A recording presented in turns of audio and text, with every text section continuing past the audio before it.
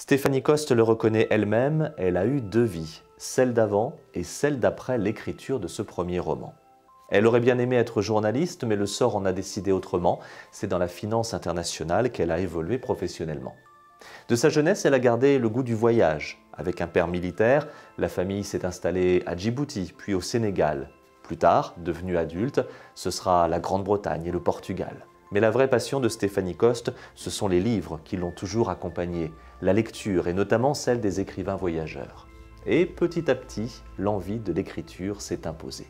Stéphanie Coste participe alors à des ateliers d'écriture, à quelques concours sur le net et elle écrit une nouvelle qui devient un roman. Un manuscrit qui séduit une éditrice et voilà comment elle arrive en librairie avec ce premier livre. Et avec succès d'ailleurs, puisque ce titre, Le Passeur, a été très favorablement reçu par la critique et a obtenu le prix de la Closerie des Lilas.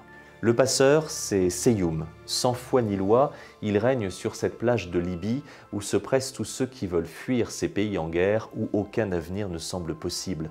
Depuis longtemps, Seyoum ne se pose plus de questions sur son propre avenir à lui.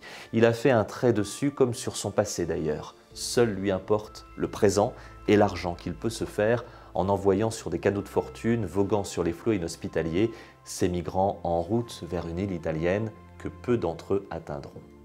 Mais ce jour d'octobre 2015, quand commence le roman, sur cette plage de Zouara, tout bascule. Les fantômes du passé refont surface et les certitudes de Seyoum vacillent.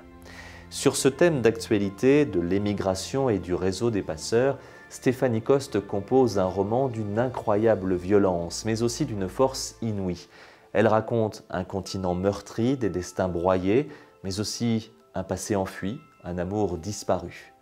Maîtrisant son intrigue sur 4 jours, avec une écriture à la serpe, Stéphanie Coste nous interpelle sur le rôle du bourreau.